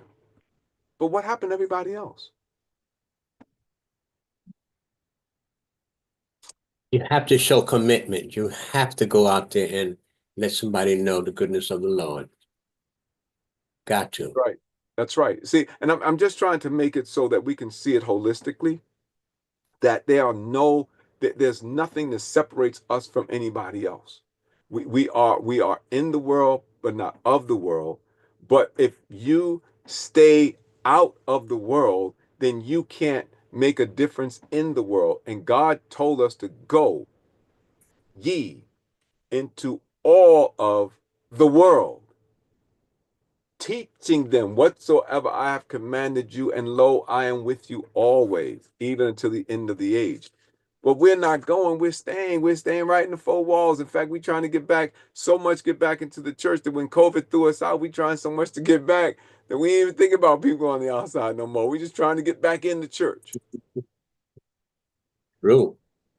So Cheryl says, Howard Beale said, I want you to go to the window, open it, stick your head out, and yell, I'm as mad as hell, and I ain't taking this no more. Darrell said, the people of God are being confronted with a decision point. Choose ye this day whom you shall serve. Evil is relentless, but not almighty. God is almighty. The church is the light of God. And my dear friend Deborah says, you must teach the youth about the word. Most are clueless. Must pass the legacy, involve the youth so that they are aware of how to survive in this selfish world. I like that, Deborah. I really do. Yeah. How do we teach them how to survive in a world that's geared against them? Now, that's not unique just to us as people of color, but as followers of Christ, we are, as people who believe in God. I don't care what your denomination is. I don't care what faith you believe, but if you believe in God, you know that God is a loving God, that he doesn't destroy people. He builds them up, helps them to be. True, so true. So true. This is a thing that's happening with me right now, with the wife and I, that when we go places, there'd be nobody around. Mm. But while we're there and we turn around, it's like we led the flock. Mm. Place gets crowded behind us. I'm like, we brought the people in here. That goes to back when I chose to join Mount Carmel. And when I came out of the back room, there was 6 people ahead of me. Mm. It's like I led the flock up there. And no matter where I go, it's like I'm leading people in. Mm. You know. Well, you see, that's good, and it's good. See, because you're committed, and you don't have a problem with being out front.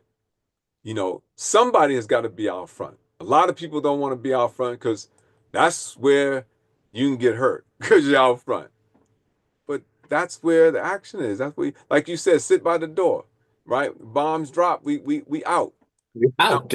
so when you go out and the bombs drop, you're not running away. You're running to provide protection because now you can see where the bombs are coming from. But if you're sitting inside, you can't see nothing. Can't see a thing. You can't even defend yourself. So be by the door. Get up. Get by the door. I mean, do something. Just don't sit there. God, please don't sit there because that doesn't help anybody. Hurts. Hurts. So I'm kind of twixt in between. This is going to probably be, you guys need to know this. This is going to be bothering me for a while because one of the things that I'm real clear about is that we got to do things differently.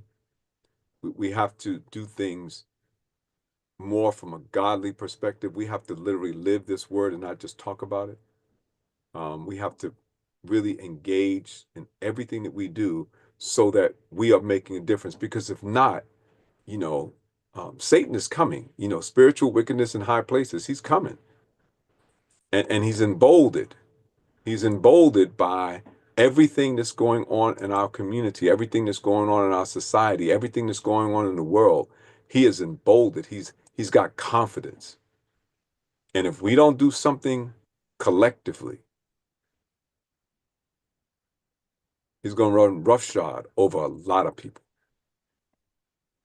But I'm convicted. It ain't going to be me. No, it ain't gonna be me neither. If I got to stand by myself, I'm going to stand. But I don't think that's what I need to do. I don't think I have to stand by myself. I think we can stand together. And we can do this because God has given us the ability to do it. We can be Shadrach, Meshach, Abednego, and Daniel. And if we've got to stand and go through the fiery furnace, then so be it. So be it. But the God that we serve, just like they said, the God that we serve is able to deliver us. And even if he does not, I ain't bowing down. I ain't bowing down to no golden images, not bowing down to an orange Jesus. No, nothing. So, by the way, we're almost out of time. So let me turn it over to you so that you can have some closing remarks. And I have something that the Lord's placed on my heart that I want to share. All I know, I always keep in mind, like I said in the beginning, God is first, I come second, and everybody else take a number. I got that from being in the rooms of Narcotics Anonymous, where I had to turn my life over to the care of God that I understood. And I'm not taking my will back, because if I take my will back, I'm going to die. Mm. Okay, so he has my will. Because let me say it this way. When I had this addiction, I had a little monkey behind me. Mm. As it got worse, it was a gorilla. Now that gorilla is back in a cage as a monkey, and I'm not letting him out. All right. That's what I like to hear. I'm not letting him out because I plan to serve God the rest of my life. I never told you this, but in Nam, the first day I hit my company, I had 395 more days to do. I'm new. And I prayed to God at that point. I'm 18 years old. God, if you bring me home from this, I will serve you and help other people. And that's what I've been doing. And I'm going to do it until I die, helping other people, and I love it. Well, I thank you so much, man. I appreciate you. I appreciate this conversation. This has been good. February is Black History Month. The month Yes. selected by Carter G. Woodson because it was the birth month of Frederick Douglass and Abraham Lincoln. It's not the shortest month of the year, and we were stuck with it, had nothing to do with it. It was never intended to be a teach Black history for that month only, but it was a year-round celebration that we were supposed to enact. The month of February is used specifically to recognize, to honor, and then celebrate through planned and spontaneous events the many accomplishments and contributions that people of African descent have made throughout history and around the world. It was our collective and individual contributions that have made the world into what it is today, even if those in political power wants to erase all of our accomplishments, not teaching in schools, not celebrated in society, but they forgot one thing. We will never forget. We've taken a definitive position. And as we move into the second week of celebrating Black history, I was drawn first to a quote by Malcolm X, then the one by Angela Davis, which I shared with you. And both of these individuals made profound contributions to this nation and to the world, as did so many others of African descent, all in our quest for freedom, justice, and equity. You notice that I didn't say equality, I said equity. Equality means that everybody has something. Equity means everybody has what they need. The contributions that were made despite the fact, and even while we as a people were going through the most horrific and inhumane treatment of one man to another in the history of the world. Listen to this. We endured over 500 years of slavery, then Jim Crow, then segregation, then discrimination, then nullification, and now systemic racism. Malcolm X was right. There will be a clash between those who want freedom, justice, and equality for everyone and those who want to continue the systems of exploitation. Angela Davis was right. We can no longer accept the things we cannot change. We must change the things we cannot accept. Just as there was more work to be done by Shadrach, Meshach, and Abednego when they came out of the fiery furnace, there's more work to be done by the descendants of enslaved Africans today. Being fruitful and multiplying does not only relate to bearing children, but to teaching the history, Deborah, you said this, of the people and sharing blessings from generation to generation. I'm telling you that we're in a battle, but the victory is already won. And during these turbulent and uncertain times, we must be like the three Hebrew boys. We must take a definitive position. My friend and brother, Andrew Arthur. By the way, my favorite uncle's name is Arthur. I just want you to know that there's a lot in common here, right? I want to thank you for taking time to be my planned guest tonight. Yes, sir. You validate this ministry with your presence, and you've been a really consistent supporter of this ministry for years, and I really appreciate that. Trust me. And I appreciate you for all that you do and all that you have been. You know, our kindred spirits, as you talked about earlier, we met in like 1977, 78 at Manhattan State Psychiatric Center and resurfaced at Goodwill Baptist Church at the homegoing services for Deacon David Granby. Our Yes. spirits are intrinsically connected and will remain that way until we are united in the kingdom of God. This was great. I mean it. This was great. Do me a favor. Yes, Plan on sir. coming back so we can do this again. Yes, I don't, hey, anytime. And maybe we'll get some of our fellow NPCers to join us. How's that? We'll have a Yeah. nice panel discussion.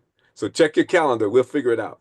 So All maybe right. in the month of April or May, we'll bring everybody and we'll just have a discussion in terms of where we were, what we went through, and where we are now.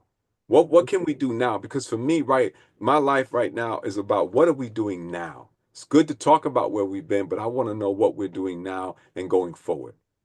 Now, please don't forget sponsors and advertisers. The JLR Company, J. Lauren R. Consulting, LLC, my companies. For all your church financial needs, call 718-328-8096. That's my office number, 718-328-8096. And so that if you need anything, if you need trustee training, if you need evangelism training, if you need church growth development, whatever you need, let me help you. I guarantee you, I won't hurt you, but I will help you.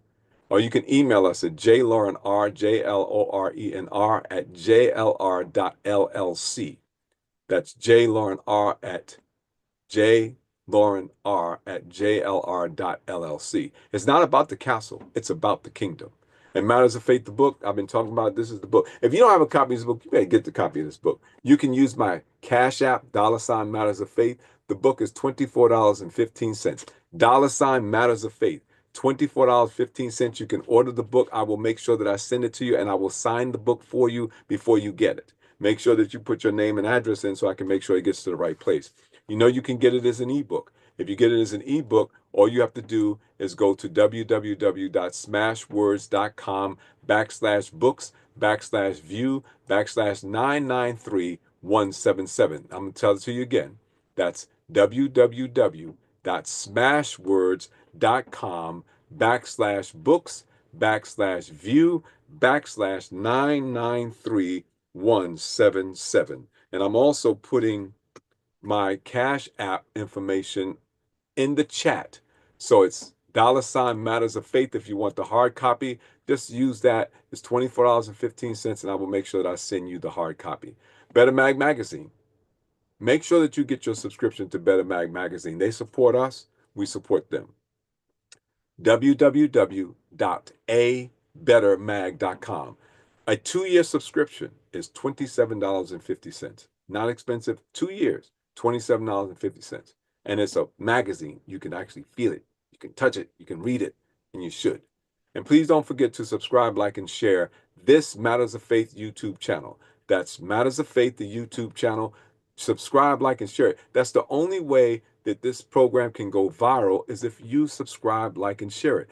What they look for in these algorithm things that they do is how many subscribers you have, how many people are looking. So please, ma'am, please, sir, not only subscribe, like, and share it, but share it with your friends and colleagues and associates, telephone, text, email, any way you do it. Tell a friend to join us regularly on Monday nights for Matters of Faith, the radio show. If you're blessed because of this show, then you need to tell others about it. Okay? Don't keep it a secret. Tell them. You know, we drop each one of our episodes on our Matters of Faith and the J. Lauren Russell Facebook groups, in addition to broadcasting live on our YouTube channel. So please, ma'am, please, sir, subscribe, like, and share this Matters of Faith YouTube channel. Make sure that you don't miss a single episode of Matters of Faith because you did not subscribe, you did not like, and you certainly didn't share the Matters of Faith YouTube channel. So on behalf of my guest, Brother Andrew Arthur Watson of the Mount Carmel Baptist Church in the Bronx, New York, where my friend and brother, the Reverend Dr. Anthony I ain't gonna tell you his middle name, but Anthony Lowe is the pastor. We want you to remember that an abundant life and an eternity with the Father in his glory is available to everyone who takes a definitive position in Christ. Join us next week. I don't know who my guest will be, but trust me, it's going to be a great show. Now, if no one has told you this today, let me be the first to say, I love you, and there's absolutely nothing that you can do about it. You can do about it. Now, the Lord bless you, the Lord keep you. The Lord make his face shine upon you and be gracious to you. The Lord lift up his countenance upon you and give you peace. So to all of you, my brothers and my sisters, God bless you and good night.